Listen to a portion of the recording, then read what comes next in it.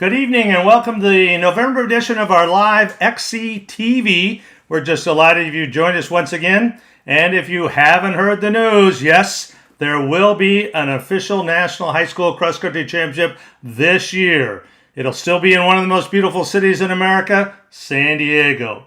And the race will still be run on the exact same course that Galen Rupp and Molly Seidel, Matt Senderich, Jenny Simpson, all the great American distance runners of the past decade have raced. And maybe the coolest part for the athletes is they're going to be staying on the beach at the beautiful Hotel del Coronado.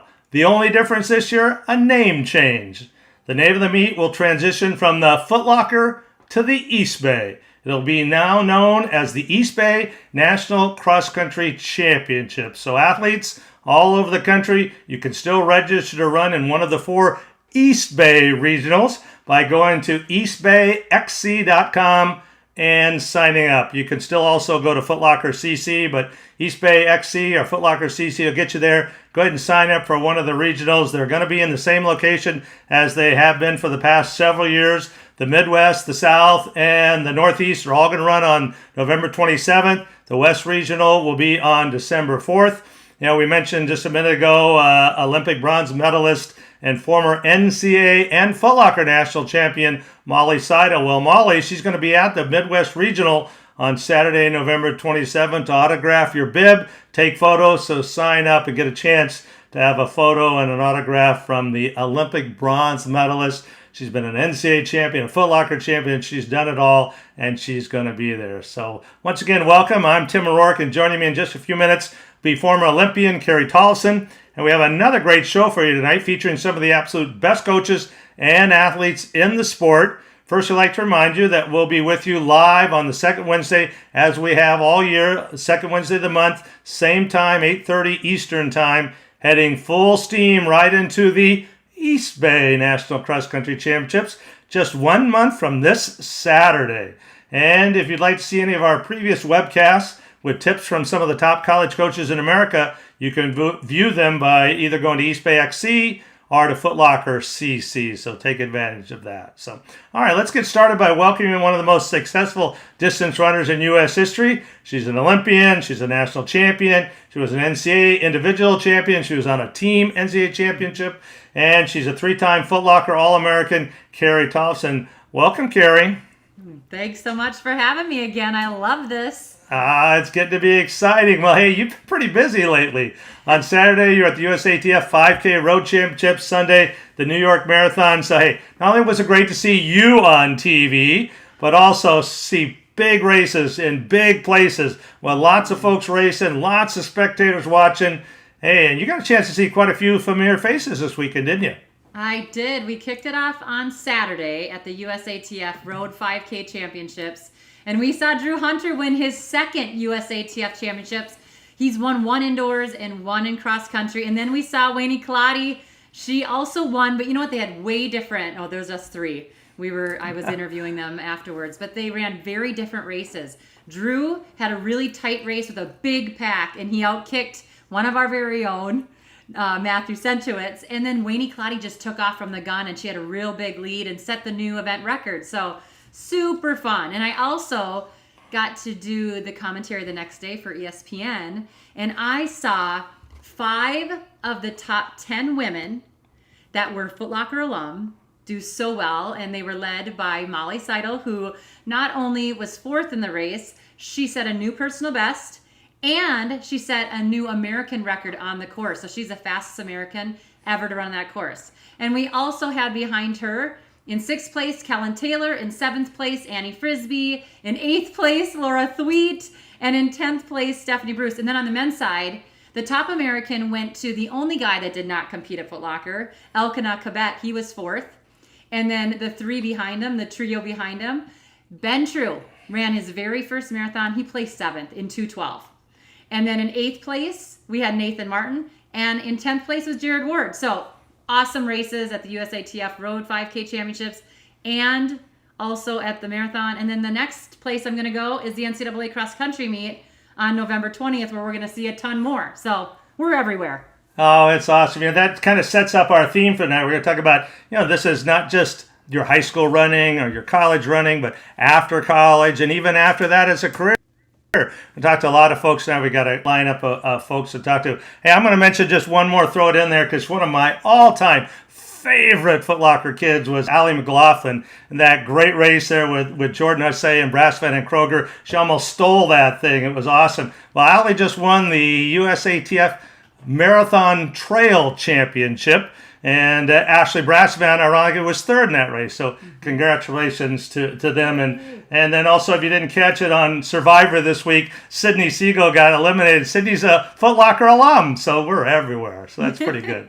All right. So, hey, let's move on. This is going to be a lot of fun. We got a lot of great people to talk to. And let's move on and welcome our first guest of the evening. It's Coach Emma Peterson of the University of California at Davis. Now, Coach Peterson may not be a household name yet to some of you, but make a note of that name, Emma Peterson. There is no doubt that she is one of the bright rising stars in the coaching profession. And in fact, just 2 weeks ago, she was named as the Big West Conference Coach of the Year. So, hey, just a little background before we go. You're going to notice a slight accent. That's not Northern California when she speaks. She was born in England, came to the United States to compete in college.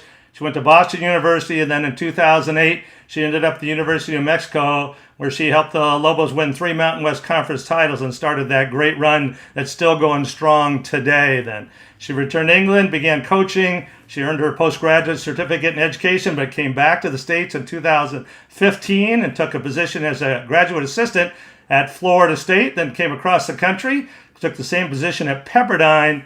And then in 2018, she was hired to take over both the men's and women's cross-country programs at UC Davis. And in just a few short years, she has brought UC Davis to national prominence. And we mentioned 2 weeks ago, her women dominated the Big West Championships, winning the conference title by taking 5 of the top 10 spots and scoring just 26 points. That's in the conference meet, just 26 points. And she's going to be a little excited. We're just so delighted she's given us time because she's a little busy. 2 days from now, her men's and women's squads will both compete with all the powers in the West at the NCAA West Regionals with a shot on line to make it to the NCAA National Cross Country Championships. So very exciting. First off, Coach Peterson, thank you so much for joining us tonight. And congratulations being named your conference's Coach of the Year. Welcome.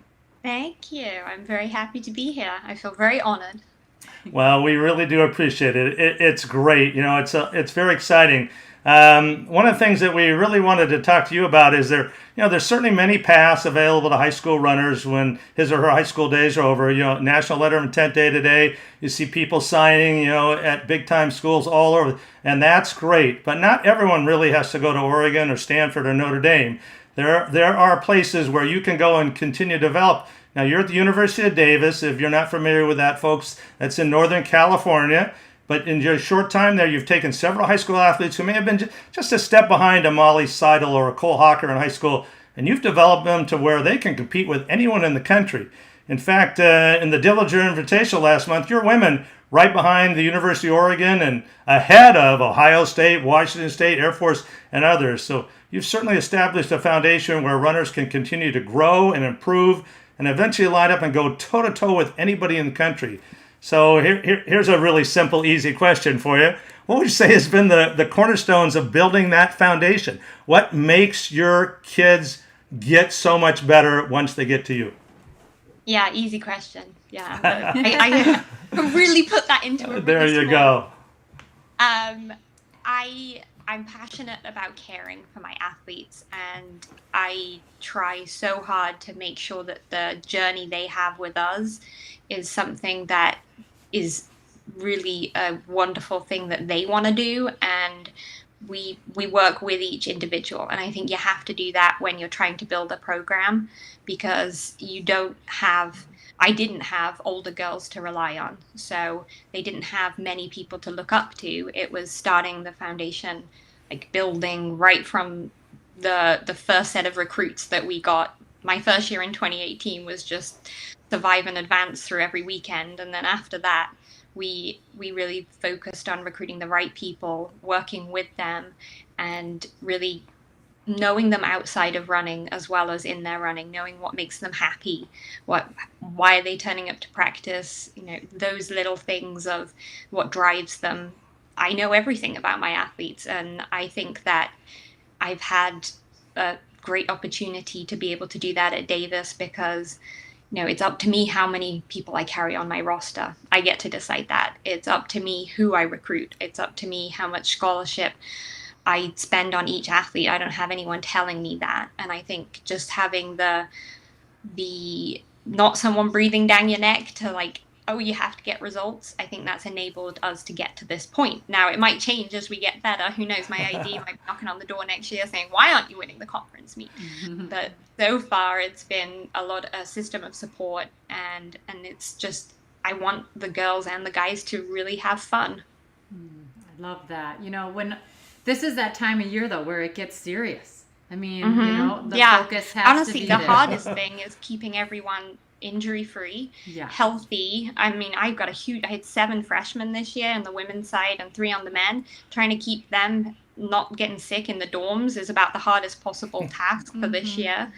But, when you focus, when the races, I think, get going, you kind of get in the pattern of what you have to do each week. And so even if I've had those young ones having to contribute, I think they're getting more confident. What are you doing now, though, as we know that the taper's coming because the big championship season is here. So you physically will taper, but how do you get their mind, fired up and ready to go to peak at the same time as your body peaks? I know. Yeah, it's hard. Throughout the season, we actually, I don't know why I came up with this. I just came up with, we were going to choose words beginning with C. And I think it may be that I was led down one day and thinking about, and I do all my thinking when I'm laying in bed. It's probably a terrible thing to do because I don't sleep. I just think. Right. But I was like, there's a lot of words that are really good that begin with C. And I was thinking UC Davis is kind of connected. So we came up with like tons of words and we added an extra one in each race to our like pre-race mantra. And come the conference meet, we kind of were talking about, well, what can our like culminating C be and championship? So I made this little thing for the girls where it had all the words that we talked about on this circle, and then championship was in the middle of it, but it wasn't colored in. It was empty, like blank words. And we all had a piece of paper before the start, and we were like, we need to color this in tomorrow. This is what we want to do. And so Chloe on our team, who's very artistic, decided that she was going to bring crayons to the meet the next day because we were going to win. And then they decided that the word crayons would be a huge motivator for them because it also began with C.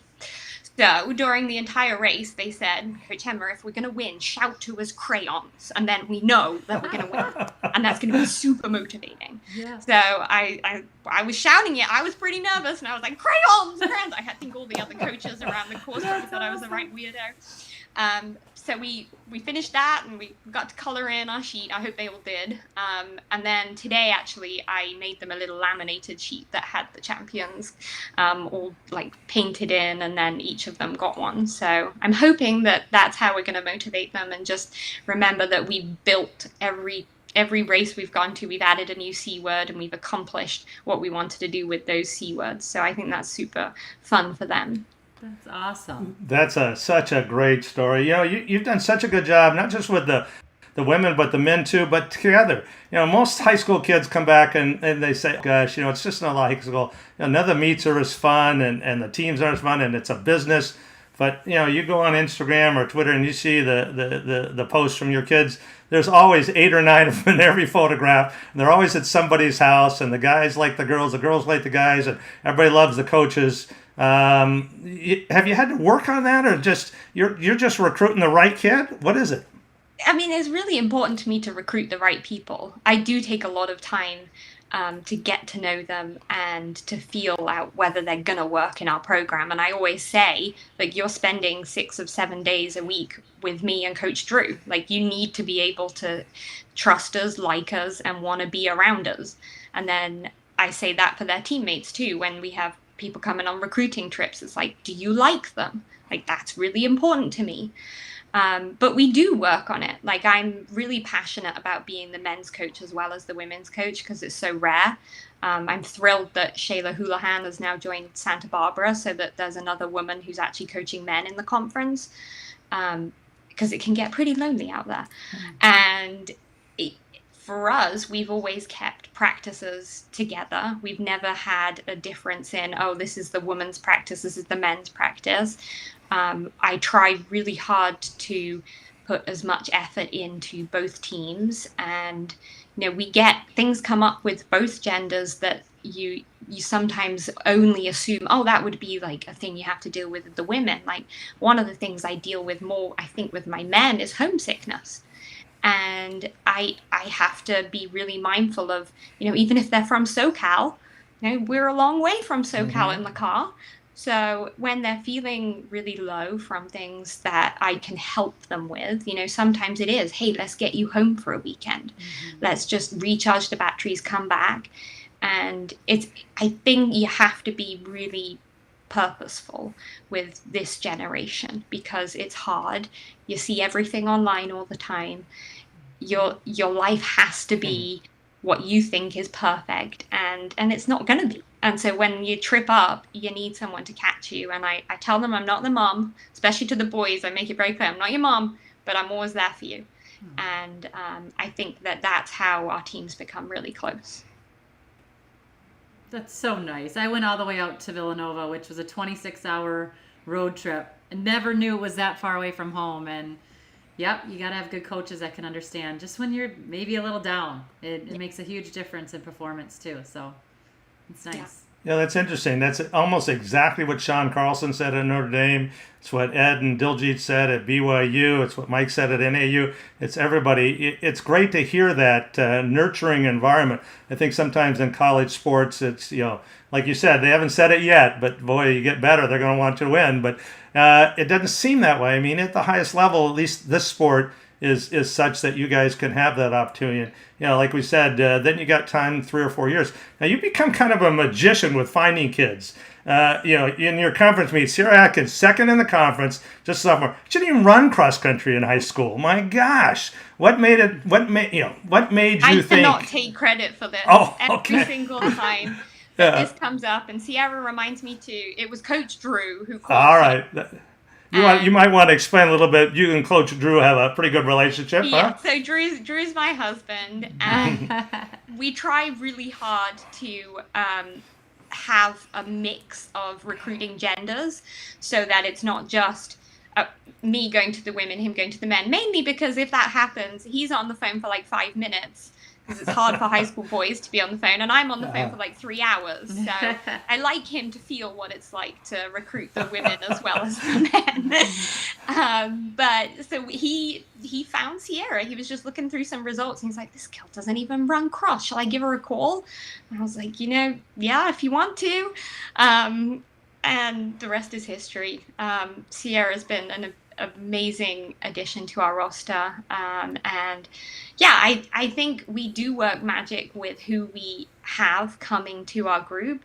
But I don't think that it's a surprise we're getting those athletes, because, I like to point out to a lot of people that, the last time we had a West region, which was in 2019, we were the second California team in the women's side after Stanford. And I don't mind coming second to Stanford in my second year as a head coach at a program. That's fine by me. And I think that got noticed. And we did that because we were lucky enough to really have buy-in from Sierra, from the Arriaga twins, and then from the girls who were already on the team. I happened to be lucky with them. But that was all about managing their training. I had great athletes. They'd just been injured by other ways of training them. So, yeah, I think moving forward, we've got, I can only say that one person we've signed today is a Oak Ridge senior, Kayla Roots. She's going to be really good. She's a really raw athlete. I'm excited to work with her.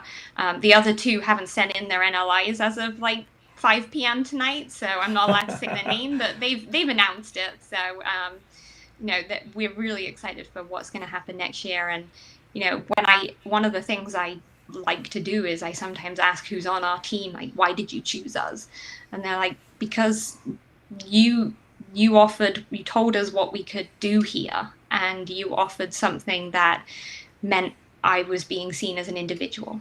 And if I can keep doing that, then I hope we'll still get the same types of athletes to our team. I think you're getting those and then some, We'll see. and doing so well. Brianna Wheeler, she was a 4:59 miler in high school. I mean, came out of one of the great programs in the country, Great Oak, but I mean, 4:59, she was third in the conference. Yeah. So Bree is incredible. you're, What the move to Davis did for Bree, but it gave her speed shoes, I think, because she's just been amazing. And the great thing is, she's not usually third in our workouts. Like, Bree's an amazing racer, and when she does a little bit more training, because she's certainly not doing as much as the older girls, like, I can't wait to see what she'll do. Oh my, 26 points this year. We're looking for under 20 next year. Let's put a little pressure on you. Well, hey, thank you so much, Emma. It was just a delight to talk with you. We can't wish you more than the best for Friday. We hope it goes well. I'm looking for crayons all around now, and so we're going to be watching and coloring in. So thank you, Coach Peterson. It was a delight. Thank you. Nice to talk to you. Bye-bye. All right. Good night. Wow. Now, Carrie, pretty impressive, huh? We hear the same thing from everybody, don't we, huh? It's the coaches who really give a dang about their kids as kids that can recruit them, and then they turn them into these great runners. So it's exciting. I say, when you go to college, you got to pick your new family, because that's what it becomes. It's a great way to put it. So, hey, we mentioned a little bit earlier that we're going to have a national championship this year. That's the great big news. And let me tell you, if you're involved with any organization over about 4 different people, it's been one challenge after another to pull anything off. And to pull off something like a national championship has just been a monumental effort for Foot Locker and East Bay. And they could never have done this without the help of a great partner, New Balance. And Andy Downen is with us, and he's the head of community and events, global running marketing at New Balance. We're just delighted. But before I let Andy talk, because I know a lot of the kids know you, Andy, as from the New Balance Indoor Outdoors, so they know you all the great events and all the things. But they may not know Andy was one heck of a runner. 7 times an All-American at Georgetown. In 2001, he was the national champion at 1,500. He placed 6th in Olympic trials and 96 in 2000. He's run 3:36 for 1,500. So, boys, if you're trying to equivalent, that's like 3:53, 3:52 mile. So the man's got the chops. There's no doubt about it here. So, first off, Andy, a huge thank you on behalf of all the kids who are going to make it to the East Bay Nationals this year. New Balance has really stepped up to the plate here. Andy, thank you so much. Well, first off, thank you, Tim, Carrie. What a pleasure to be here with you guys. And honestly, that story of Emma was so inspiring too. Was, huh? Yeah. I really enjoyed that. That was awesome. So yeah, thank you for having me on. It's like you just said, it's been a very, very challenging last 2 years. So when the opportunity came for New Balance to step up, we were like 100%, right? There's never been a better opportunity to step in and be able to get the athletes some great experience and some great kits and gear and everything to really like raise the experience for those athletes. So we're pumped to be involved again this year. Andy, you know how important this meet is for all of us as athletes. Your brother won it. And it's just such a legendary event. When the kids are coming and they know that they get this gear from you guys, like, what does it feel like now with you being on the other side of things? Like, the mentality of being that athlete, but now it's like you're Santa Claus. It's pretty cool. I mean, first off, there's very few events as a track and field, cross country running athlete that you'll go to and you will feel like you really are special, right? Mm-hmm. And Foot Locker East Bay Championships is one of them. I remember my brother going and just like coming back with the gear and just, every step of the way was super special. And I'm like, wow, this is a cool experience. And so when we got involved, I wanted to make sure the bar was here and we wanted to kind of raise it up to whatever we could, so full custom kits and custom spikes and everything so that, the athletes that went there felt really special and they felt like, they were really getting kitted out. So I think it helped the experience of being through the sport and seeing that, like, you can go to some very, very big meets and kind of feel like it's an all-comers, right? Yeah. I mean, Carrie, you've been at those, right? Yeah. And then on the flip side, there's those few opportunities where we can treat the athletes and make them feel really special, and this is one of them. So Well, I do have to say the New Balance gear is much different than the gear that Matt, your brother, and I got when we were there in the early 90s, late 90s. It's pretty special. But you did not run cross, did you, in high school? Like, that's why you weren't there. I was a soccer player. It's true. I was a soccer player my whole life. We had a very, very good soccer program at my high school. But my senior year, I was a good track runner. And at my senior year, my running coach was like, why don't you just jump in a couple cross races? And so I didn't train or anything. So I did jump in. And so I ran 2 or 3 cross races my senior year. I went to Foot Locker regionals in the Northeast, and I finished 13th. Ooh. But I hadn't run. I hadn't run. My running was the 2 races I had done before that. So I did not. So my first real full cross season was my first year at Georgetown. Yeah. Mm-hmm. Wow. Andy, I gotta just jump in though too, because your wife is something else. Like you two are very fast. Your wife held the American record. Was it did she run under 150? She ran 157? I think she ran 157. Yeah. 157. Nicole Teeter, now down in. Yep. You guys have 2 kiddos as well. And I think a lot of people find it so interesting. They look at the Gouchers, who are Foot Locker alum. They look at the Slatteries. Like, there's a lot of people that maybe met at Foot Locker or over the course of their careers, and they have these kiddos now. So I think parents that are watching tonight would be interested to hear, you two world-class athletes, how do you parent? Like, are they runners? Are your kiddos runners?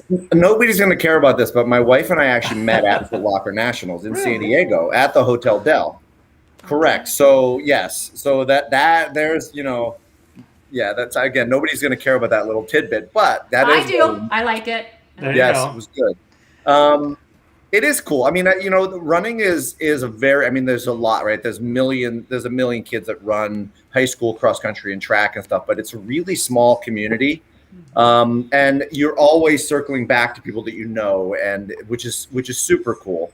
And my wife and I, we're into it. My wife coaches middle school cross country. Our son runs cross country in middle school. He's in 6th grade, and my daughter is in 5th grade, is already talking about, I can't wait to do it. She's super into soccer and basketball and all these sports, and she already can't wait to run and stuff. So it's cool. It's a cool community of people, and we're really excited to be involved with it still. Yeah, that's what we've been talking about last couple of months on this. It really is all the way from the age group all the way up through college and elites. It's the only sport where elite athletes really do interact often with high school kids and all that.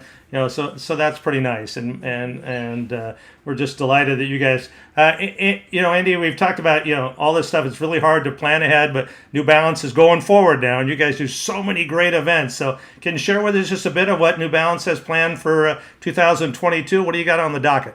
Man, we're pretty excited to have events back. We're going to be hosting the New Balance Nationals indoors. In March at the Armory in New York City. Fastest party on the planet is like what we like to say. These are way more than just a work for me. These are passion projects for me for 10 years plus.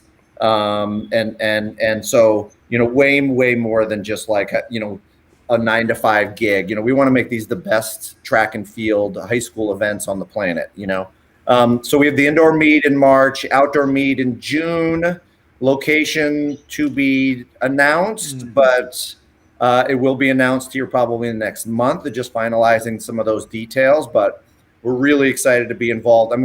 Honestly, with 3 of the greatest high school meets, right? The East Bay Championships is one of the most storied meets there is, and then the New Balance Nationals indoor and New Balance Nationals outdoor. So we're really excited to be involved in those 3.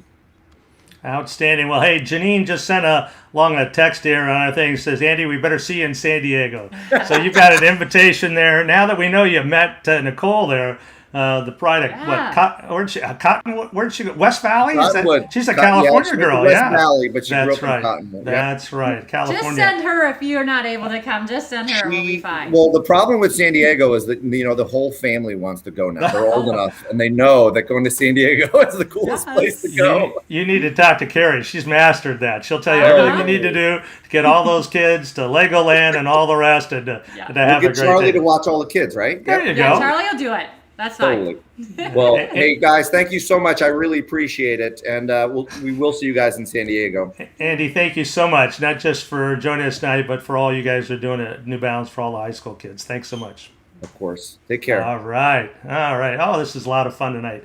All right, our next guest, he's been a great distance runner for more than 2 decades now. Hassan Mead, he came to the U.S. in 2000, but didn't start racing until a couple years later when he was at Emerald Ridge High School in Washington. And then just before his senior year, Hassan moved to Minnesota, became the state champ in cross country, became the Foot Locker Midwest Regional Champion. And then in 2006, at the Foot Locker, Foot Locker, that was one of the great mass finishes, 6 guys in 6 seconds. So he was right there with us here. So he went to Minnesota, was an All-American 8 times, Big Ten Track Athlete of the Year, had a great professional running career, 11th place in the 5,000 in the Rio Olympic Games. And the year before that, he was on the U.S. World Championship team. So he's got a personal best for 5,000 the track at 13:02:80, and he's run 27:32:49 for 10,000. So Hassan, thank you so much for joining us. It's a delight to have you with us tonight. Can you hear us okay? Nah, appreciate. go. Yeah. How about me? Can you guys hear We me? can hear you fine. Yeah. All right. Thank you guys for having me, and to hopefully revisit some old memories. But pleasure's all mine, and thanks as well. Do you remember back there to the Foot Locker meet? Do you remember that? Yeah. It's hard to forget because. Oh, look at that young guy. Look at that. That was the first time I was exposed to, I think, a national level of caliber, because outside that, I was pretty much ran at the state of Washington cross country, and then I ran at the state of Minnesota state meet. So outside that is regionals, and then going to San Diego, that was a whole new world for me, absolutely. So it's one of those things that you can't forget. Is that Matt Tegenkamp yelling at you at the finish line there?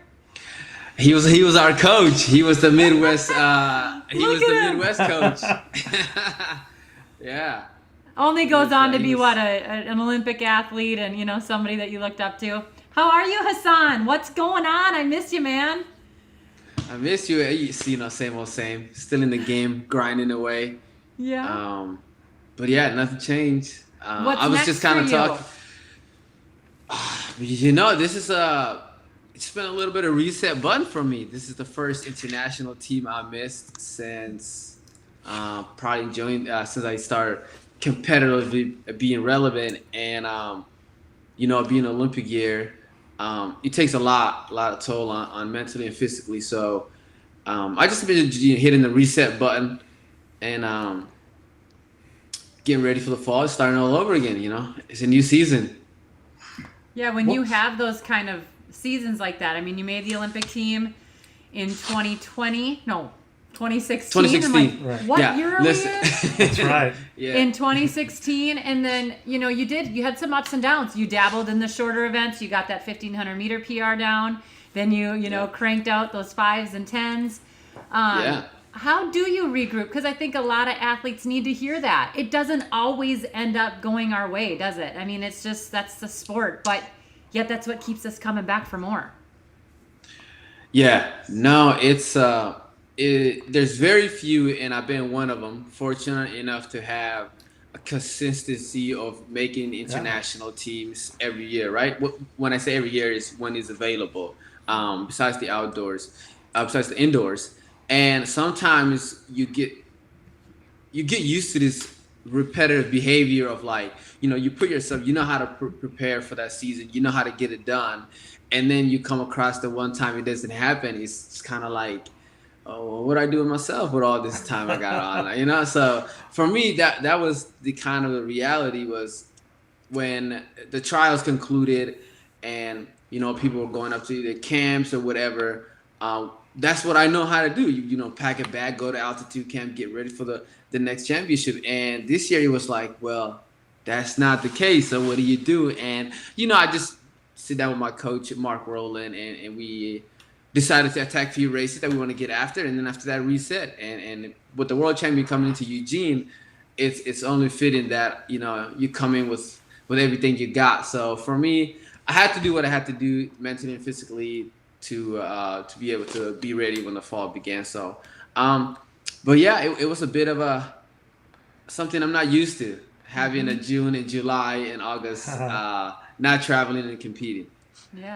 Can you use that kind of like, I was just thinking, LeBron, they didn't make the NBA championship, so it's first time in forever that he didn't. So it's first time, world championship, Olympic year where you're not on a team. So maybe mentally, sounds like you are raring to go.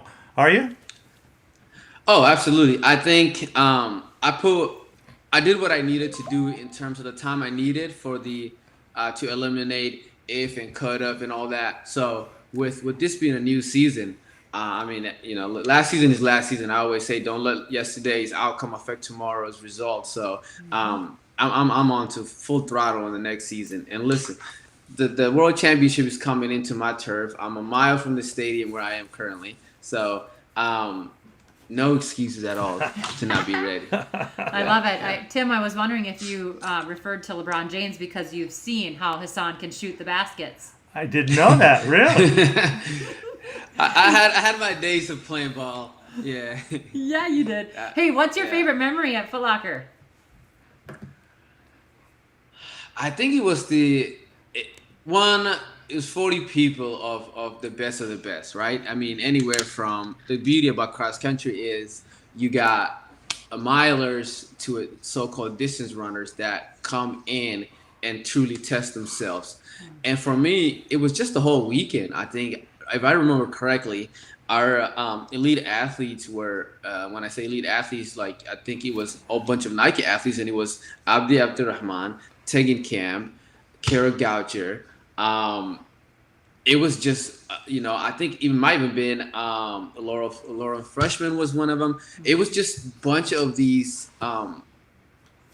world elite athletes, and they had their cars, and you look in the back what they accomplished. So like that whole weekend of like that weekend was for us. It was like they were there to mentor us on any question we had, but the whole event was us, and it was just kind of like pick us up, take us here, give us gears.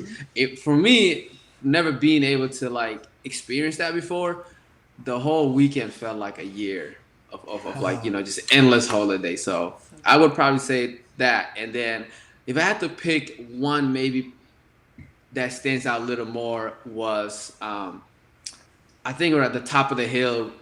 We all got caught up. It was 4 of us. And at that moment, it was just kind of like, anyone can win this race. And but the whole weekend was a beautiful thing for me. That's pretty impressive. I've always admired you. When you race in big races, you are always in it. You have never have a bad race, and you've had a long career now. Like I said, it's been going on for a couple decades here. So we got a lot of high school kids that tune in to watch and to hear. So what is it about you that is able to focus so that when the time comes, when the race is on the line, you're there? What is it that makes you able to do that? Well, I think it's simple as don't forget what you did or done that got you there. The race, the whole venue might be bigger. There might be more spectators, so on. But at the end of the day, the distance is the same. The length of the race is the same. The number of opponents, most of the time they don't change. You keep going against the same elite level of runners. And then the other thing is like don't forget to have fun. And for me, that was it. And I got to meet some of my longtime friends, not only in the sports, but also outside the sports. And, I met Elliot Heath, who was a Minnesota boy. That was like one of the first time we got to like travel together, and him being a lot more experienced, And then, Evan coming from the Midwest. That was the first time I ever met Matt Centerwood. And I remember I remember just hearing the pitch of a voice back there in a warm up. So we had blast. We literally joked around. And then when we got to the warm ups, it was just kind of, get your game face on. But moral of the story is have fun and that's the beautiful, because once you're that relaxed, you're enjoying it, and, you're here because you're with friends or your teammates, then it's that much better when you perform. So I would just say enjoy the moment, because it's one of those things that you get to do it once in a lifetime, and if you get to do it more than that, it's a beautiful thing. But just trying to have fun. It's simple as that. There's that hill. That's the top of the hill right there. Oh, there's my. that hill. You never forget it, man. It's some old time. I just remember I couldn't feel my arms at the top of that. It was just, I think I come a long way since in terms of my form. I think I got better, but oh man, that was what is that 14 years ago? Yeah. Oh, Oh gosh, yeah, at least.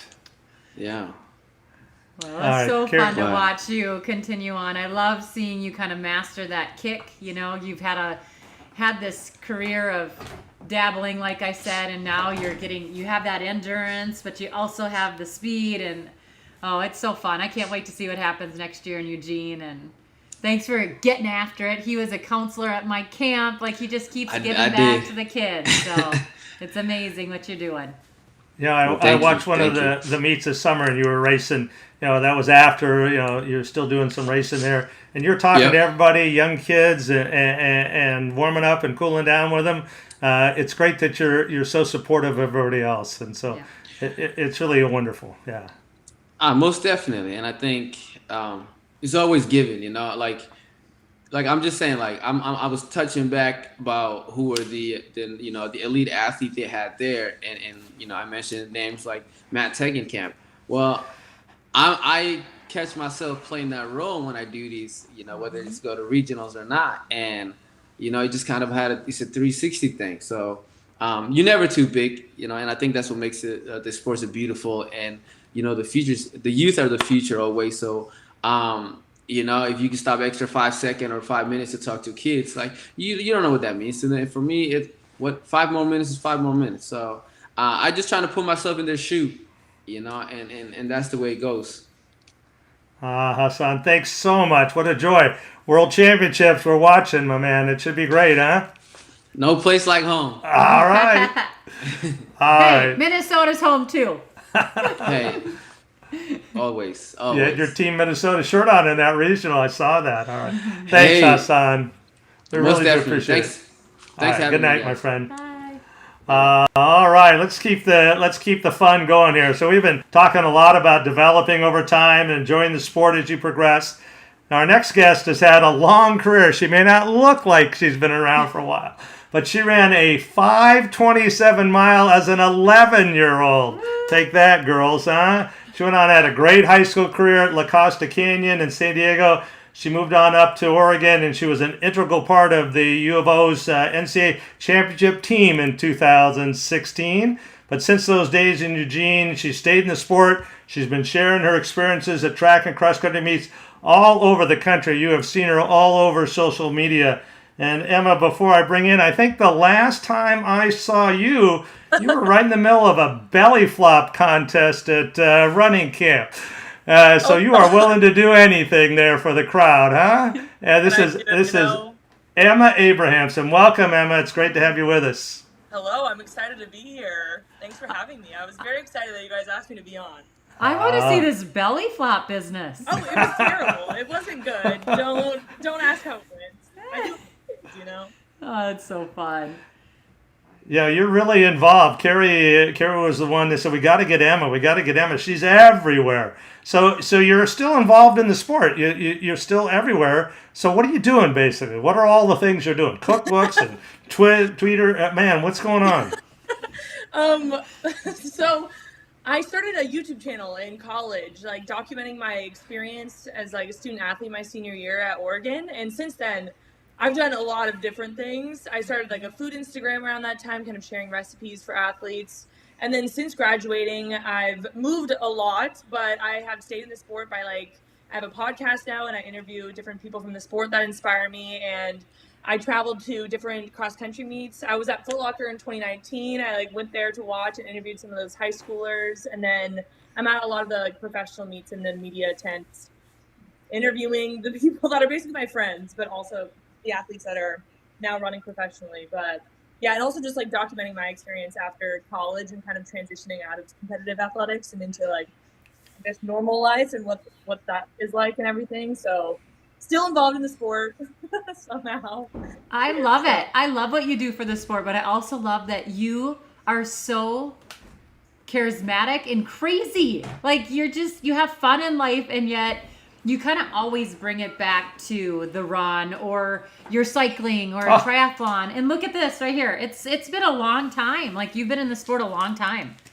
Yeah, it has been a while. I was looking at these pictures earlier today, and I was like, oh my goodness, it's crazy how long I feel like I've been running. And like Tim said, the fact that I can't even believe that I ran a 5:20 something when I was 11 years old. That still baffles me to this day. I don't understand how I did that. I don't think I had a pain tolerance, but it's fun. I mean, I've had the best experiences just with my running career, and I really couldn't have asked for anything more, especially growing up. What's some of the favorite things that you cover, Emma? I mean, we know that you're really tight with a lot of the elite athletes that are your age and, coming up or even that are a little older, but some of the things that you've covered, can you mention some of the things? Was it in high school? Was it in college? Is it now that you're done with the sport but still covering it? Yeah, I just like to hear people's stories. I feel like everyone in the running world has a different story, and especially with my podcast, I feel like I've been able to talk to people on a deeper level that are even my friends, that you just don't sit down and have a coming of age story. Someone like Heather McLean, who just made the Olympic team for the 1500, has an amazing story. And I would have never known until I sat down and had a conversation with her. So kind of that's what I do for my podcast, I think, is just talking about different elite runners, or even runners that are just now getting into the sport and learning about what that's like for them. I've also covered different topics in my own life, body image has been really important. I think now social media can be a very toxic place. So I just kind of wanted to share my experience with the body image struggles I've had, or just even growing up throughout high school and having my body change so much. I think it's just really important to share that that's so normal for girls growing up as a runner. So those are some big topics that I cover, the heavy hitters. Other than that, honestly, a lot of the things I cover now are just kind of the transition into what running is outside of elite competition. I think it's just kind of finding running again in terms of living an adult life, I guess. And that's not trying to win NCAAs or do any of this stuff. It's it's more for me, and it's kind of figuring out what role running is going to play a part in my life now, not as something I'm I don't know, trying that's not my main goal in life. Obviously running is a huge part of my life, but what I cover now is how it's integrating into my life as an adult, and I love it, and it's been really fun. It's been hard, but it's been fun. Yeah, your Instagram, your One Crazed Foodie Instagram is, it looks so good, and it actually is very healthy food. But you also have your own bar along with this. This is your cookbook, I believe, correct? Yeah, it is. Yeah. So that's been really fun, actually. Just I love food. I've always been a big fan of food. I think anyone that has ever known me knows that. So it's been fun to be able to kind of have that be, I guess, part of my career, which I never would have expected to. It kind of went along with my YouTube channel, just starting a food Instagram. And just sharing the importance of fueling for athletes, and especially for female runners. It's just so important to be able to stay healthy as a runner. So I think just sharing my recipes and my enjoyment of food, I feel has been really fun. And the fact that now I have my own energy bar, I would have never. So awesome. If anyone ever told me that, I wouldn't have believed you. It's just been wild just to see what running has been able to I don't know, been able to do for me in my life. It's been crazy. How can we support you though? Where are those bars? Do we order them? They're on Amazon. You? They're on Amazon. I have a food brand. It's a food brand. It's called Crazed Food. So I have protein, it's all coffee, peanut butter flavored. My two favorite things in the world. So yeah. That's awesome. That is. Hey, so who's on your bucket list? Who do you want to talk to? Now you've talked to Carrie, so that's one you can check off. There you go. So who do you She's want to been talk on to? my podcast. Oh, She's well, been there on you my go. So she checked that off already then. So who haven't you had the chance to talk to you really want to talk to? I really want to talk to a thing Mo. I Oh, feel like yeah. it would be so fun. I just can't get a hold of her. So I'm trying to figure out how to get a hold of her. So I'm hoping, crossing my fingers, that'll happen down the road, but I think she would have a great conversation. Oh my You know, gosh, you're always she would on the be so infield fun. everywhere. You seem to be able to get to everywhere. So when Yeah, you're at a meet, so- so I think Yeah, we'll I'm just on tell my her way. that I think that you're on her way, and she just ought to just call you because you're going to find her eventually anyway. So Yeah, what the there heck, we go. yeah. Did you used to go watch Foot Locker? Oh yeah, all the time. I never made it to nationals, sadly, very upsetting. But yeah, I went to nationals, and like because we had Darren Fahey race every single year, so I always had people that I knew from San Diego, or like Molly Grable, who ended up being my college teammate. She was always That's right. running there, so yeah, we were always there watching, supporting. The Abrahamsons and the Faheys. It's Carlsbad legends, huh? There you go. Emma, it's great to see you again. It's great that you're involved. Keep it up, and we encourage people to look for you everywhere and to follow you, and we'll look for it. It's a lot of fun to follow you, what you're doing. Awesome. is. Well, thank you so much for having me. Thanks for making me laugh like every day. I'll send her a Of course. quick text like, "You're crazy, but I just love it." Thank you. All right. Thanks so much, Emma. Bye.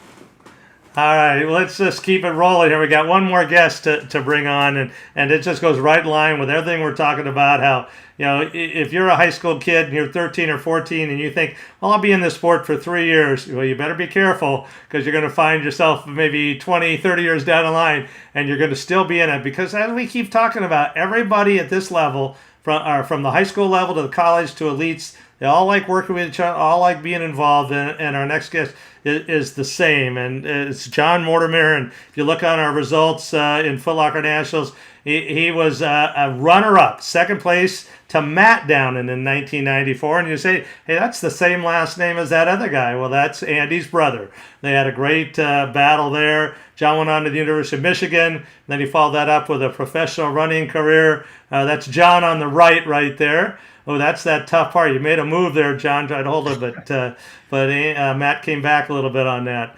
I'm surprised these pictures aren't in black and white. This is 26 years ago. Well, I'm trying to talk and run the kinescope and keep it rolling at the same speed the whole time to make sure it goes okay, but it seems to be working all right. There you go. Oh my goodness, John, what were you thinking right here? I was thinking, oh my God, I just finished second in the country. Watch this. Keep it going, Rich. Watch this. You celebrated, man. I did love celebrate. that. Yeah, you I did should've. celebrate. Yeah, I mean, and that was 26 years ago now. It seems like, in some ways, it feels like yesterday, but it also feels like a lifetime ago. But it's been a blessing to be in the sport. Tim, as you said, it's been a blessing to be in the sport and continue to be in the sport for the last 26 years. Well, let me throw that in there real quick. So in 2010,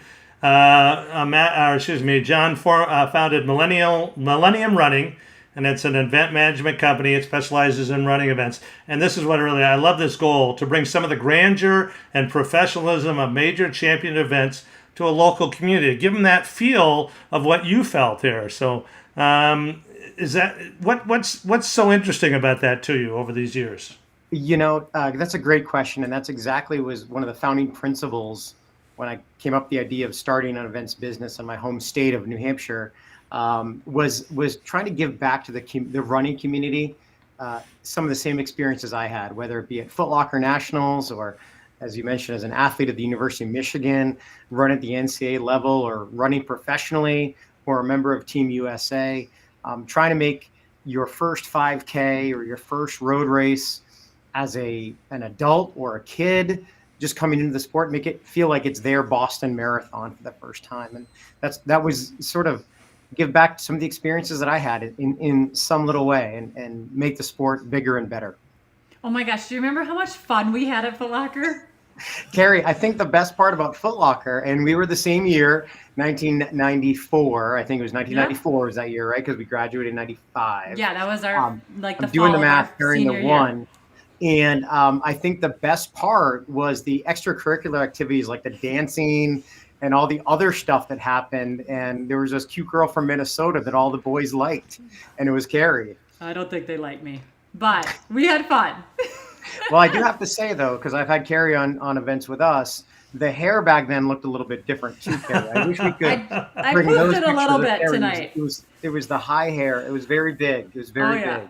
Oh yeah, it was such great memories there. But I do remember throughout college and going on as pros, like we always kind of went back to those Foot Locker days. We'd talk about that, or that's where all these great friendships started. I completely agree. I mean, whether it started at Foot Locker, and for many of us it did, the alumni that had a great time and ran there and were sociable and wanted to enjoy the moment.